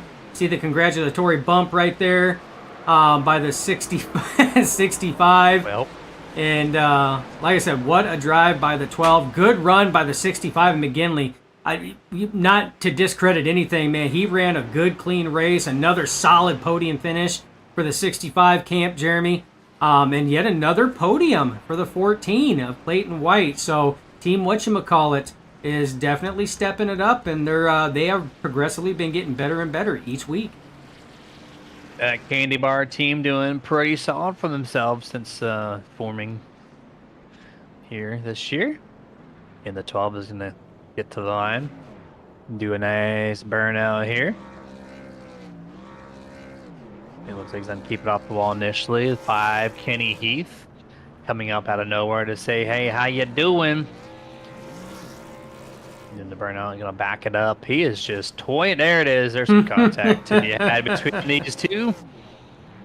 And here we go. This is the unofficial results here of tonight's Martin Sports 200. Joshua Slade P1, Chad McGinley second, Clayton White in third. EJ Luna brings them in fourth. Nick Boyd finishes out the top 5. John DeMatteo 6th. Danny White 7th. Stephen Knight 8th. Bobby Mantle 9th. And your 10th place finisher, Bradley Miner. 11th is Brody Marinko. 12th, Ronald Holmes. And your last truck on the lead lap. And 13th, Abram Ghostin. 14th on back. 1 lap down or more. That'll be John Howard, Anthony Emmerich, Ron Harrington, Jason Schilling, Kenny Heath. There's the wall contact. Call him. You think I should? I would. Absolutely. All right. Well, there we go. He's kind of playing it off. Maybe we'll call him out regardless. Stephen Hayes, Austin McGill, Patrick Gentner blows it up, and JJ McCoy. Sorry, man. It's 22nd place. 1 lap under your belt tonight. And we're going to go full screen commercial, gather up our top 3. We will be right back.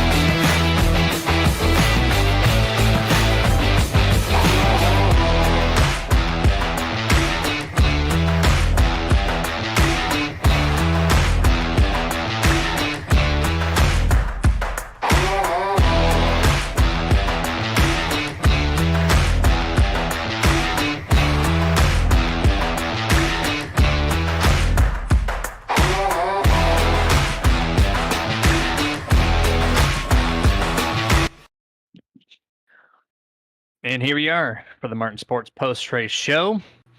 And we got our top 3 gathered up here tonight. And it looks like first up is the 3rd place finisher, Mr. Clayton White there in the 14. Clayton, congratulations on P3. Thank you, sir. That was a hard-fought battle. Yeah, it was. Racing with EJ. I enjoyed that. Hopefully it put on a good show for you guys. Very good show, very good show. Wasn't sure how you're going to make the pass happen there. But somehow, in your Chevrolet, you figured it out, man. You went to the inside a couple times. One time the 24 checked you up there in turn 1. It reset things. He passed you around.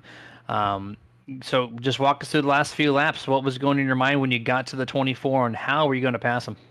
Well, I made an adjustment. I went the wrong way, so it didn't really help my truck speed-wise, but for the long run. And once I got to him, I just had to figure out where he was struggling, and I could see he was struggling on exit, so I kept backing my entry up just a little bit more to get a better exit throughout the center of the corner. And then once I got underneath him a couple times, I'm like, all right, if I can just stay underneath him, hopefully I can get by him. And we kind of got into each other there going into one. I tried to get a little higher entry, and he wanted to turn in a little sooner, but we made it through that corner. And then I just said, well, we'll try the same thing again, and we made it stick.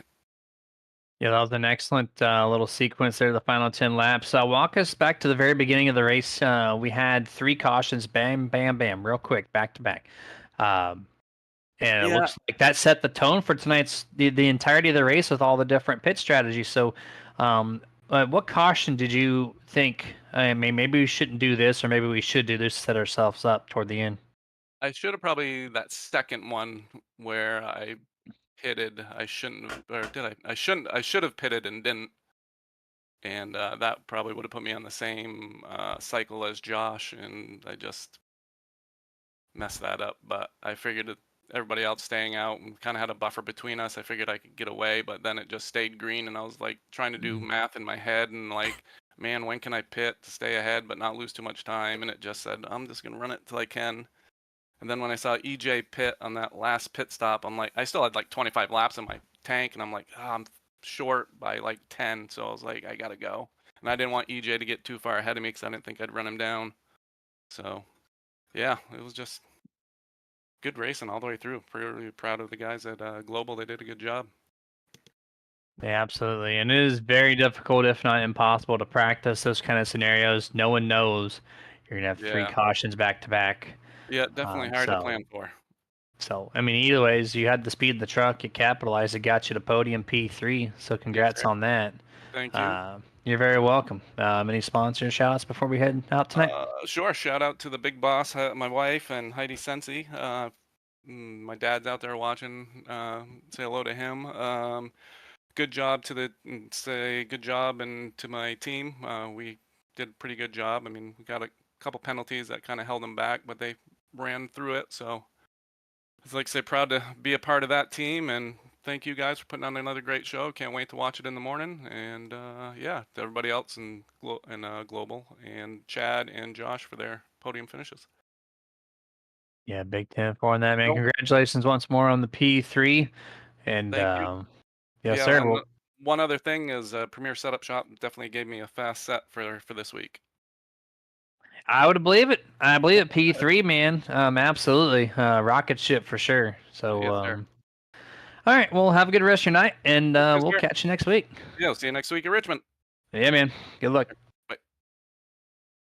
That was 14, Clayton White there. Now we're going to bring in second place, Chad McGinley. Very familiar spot here in the podium. Congratulations on P2 tonight. Hey, appreciate it, guys. Yes, sir. Strategy. That was the name of the game. Set the tone super early, and I asked Clayton, and he knew the second caution was his time that he should have came down. What was going on in your head as the cautions unfolded earlier? Did you think long term, or were you thinking short term? I was hoping for a caution in the last 20. Honestly, that was my goal: was save a set, call it good, and then that way we're good. And I knew Slade would be out of tires, and we could just fly right by him. But fortunately, it didn't happen our way. So try to get the best finish we could. Yeah, it's got to be tough, man. When you see 3 cautions early, we got a newer aero package. It looks like it's going to be draft worthy. You expect that to continue through the whole race, so I don't blame you for trying to save that extra set. At what point did you realize, man, I should have done that instead of this? Honestly, about as soon as Slade came down pits, I realized that I probably should have waited 5 more laps and put my focus on Slade instead of EJ. EJ put on a good race, and Clayton as well. They put on a good race with us. That was fun. But I think if I would have stayed out maybe 3 or 4 extra laps, I think I would have been able to hold off Slade just by at least made it a closer race. But once he pit and I realized he was running about a second faster than I was, I knew I was out of it. Well, nonetheless, man, awesome speed tonight. P2 here this evening. Who would you like to thank before we let you go? Well, appreciate you guys always putting on a good show. I always love watching you guys. Just later in the night, before going to bed, whatever, tomorrow. Appreciate the Grim Reaper guys. Some bad luck with JJ again tonight. Sucks the first race back after 3 weeks missing and gets taken out lap 1. And then Bobby had a little mishap, and then Steven forgot to click his tires. So small mistakes, but we still had decent top 10 finishes in the group, so that was fun. Obviously, Team Conti for putting on a heck of a tune. Just strategy bit us. Yeah, it seemed to be the game changer here tonight. But congratulations once more, and we'll catch you next week at Richmond. Yeah, appreciate it, guys. Yes, sir. That was Chad McGillian in the 65, and now Dustin for the 5th time this evening. We're going to load up that Martin Sports victory lane scene here. The number 12, Joshua Slade. Congratulations. Thank you. I appreciate it. Glad to be back. Yes, sir. I wasn't going to do it. Dustin had me. He's going to force me to do it. You hit the wall on your burnout. It's for me to call you out on that. Did you play that off on the wall burnout after the fact?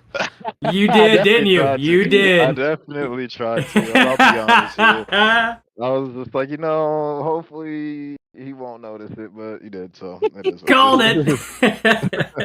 I looked. I said, "Should I?" He said, "Oh, you better." So here we are. But the strategy, man. Everyone had different plans. 3 cautions early, new aero package. We had no idea what to expect. The racing was really fun when it was grouped up. But I guess you made the right call there, pitting on the 2nd caution. Was that something that you planned for when the 2nd caution came out right away, or were you just toying the idea of, maybe I should or maybe I shouldn't? Oh, no, I was going down regardless. I mean, just off the game plan. I knew there wasn't really going to be too many cautions, especially at a track like this, with it being so wide, and we tend to spread out with just different setups. The game plan was just to go in, hope for a nice green flag long run, and that's what we got. So paid off. Yeah, paid off for sure, man. 5th checkered flag, or maybe even 6th. I think it's the 5th one this season. So great job there. Overall, just a few races left before playoffs, and that playoff schedule. How you feeling for it when it comes up here next month? I feel pretty confident. I mean, me and the rest of my guys at 101 Motorsports, we're gonna work very hard and just try to bring the best product, as well as the guys at Reaper Speed Labs who I drive for. So yeah, I mean, I just feel confident, and hopefully we can just bring this momentum. We had a couple bad weeks for the past 3 weeks, where we just didn't finish inside I didn't finish inside of the top 3. Luckily, Brody was able to keep the team afloat on racing at IRP, but hopefully I can just get back in stride and finishing top 3. Yeah, it's in 4, and I got to pick up those qualifying times. P17 won't put you there where you need to be. So well, I don't know. With finishes like this, maybe he wants to start in 17, Jeremy. I blame the cautions, unless he brought the bad mojo when it come to that. But yeah, I knew I had to be aggressive, especially starting back there in the beginning of the race. So I just tried to get to the front as quick as possible. Then I kind of shot myself in the foot with an unsafe pit exit and had to go all the way to the back. But luckily, I was able to have those fresh tires. Yeah, absolutely, for sure. Well, congratulations once more, man. Final thoughts before we let you go. Yeah, just can't wait to go watch the broadcast. Shout out 101 Motorsports. Shout out you guys in the booth, because guarantee this is going to be a phenomenal broadcast when I rewatch it. And just shout out for everyone who's watching at home. And shout out Reaper Speed Labs. Awesome, man. Well, congratulations once more. We'll catch you at Richmond next week. Good luck then. Have a good rest of your week. All right. Thanks, man. Appreciate it. You have a nice one. Yes, sir. You too. Thank you. That was Joshua Slade in the 12 there. And he's excited for the playoffs. It's coming right up here in 4 weeks from today, I do believe. And Dustin, how we feeling? I tell you what, feeling pretty good. I'm excited for August schedule. I'm in playoffs. I mean, what better place to start it off than Atlanta? First race of the playoffs. Fantastic when it comes to that. So love the love the idea. The schedule looks solid. It's going to be good. The racing has been phenomenal. I mean, all the guys. Hats off to the admins. Hats off to all the drivers, teams, team owners. I mean, the racing's been, just phenomenal. You can't expect a caution-free race all the time. You know, we had a couple cautions sprinkled at the start. Man, it was just green flag all the way there. Drivers, strategy thrown in there. Side-by-side racing, close calls, but it's just good racing all together. And it's been like that. And for like the last 3 or 4 weeks, Jeremy, I mean, even at Daytona, how many, places can say that they have gone to Daytona and they only had one caution, and it was on lap 94 of 100. They went 94 laps without anything. We know this place has, because this place has gone flag to flag before. But I tell you what, that's a true testament to everybody involved at Global Racing League here, and hats off to them. So, I mean, I'm looking forward to it, looking forward to the rest of the season, and looking forward to everything beyond that. So, it should be a good show. And I got to call you out too. Uh-oh. When we were talking to McGinley, did I see you throw up a shaka? Did I see you throw a shaka? Just did this, yeah. You threw a shaka. Man, I'm so proud of you, my guy. Yeah, you're welcome for that. All right. Sometimes I do it and I keep it below the camera, so I was like, I got to pick it up above my chest this time, and I do it every so often. When they get a good shout out, man. And of course, I gotta react a little bit. There you go. There you go. That's All it. right. A little Easter egg for you. All right, man. Well, appreciate you once more for double duty. We might have a special guest this coming Tuesday, or maybe even next Sunday. We'll see. Mr. Keach, if you're still watching, maybe we'll see. But either way, we love having Keach stop in and visit, just like we love when Scott Martin does it too. It's always fun times. We're asphalt nerds. You and him are dirt nerds, so you guys get along on that side of the thing. But all right, guys, Scott Martin's gonna take it out from here. Gonna thank all of our nerd sponsors one last time, and you guys have a safe rest of your Sunday. Good week. We'll catch you Tuesday for the RSR Next Generation Cup Series, and that's it. You guys have a good night. We'll see you then. This presentation is brought to you in part by Martin Sports. Get the apparel, look stylish, be badass with apparel from Martin Sports.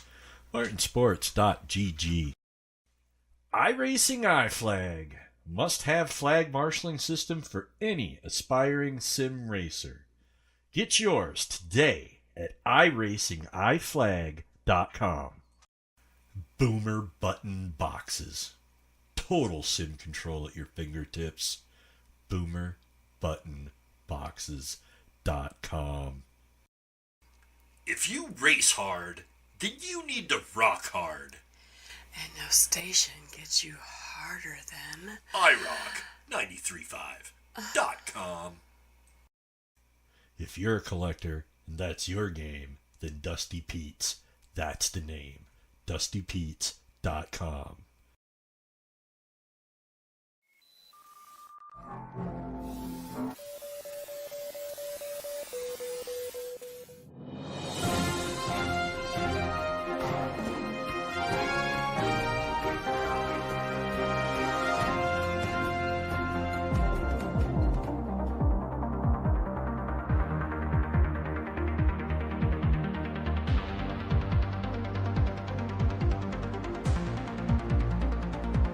Back when nothing truly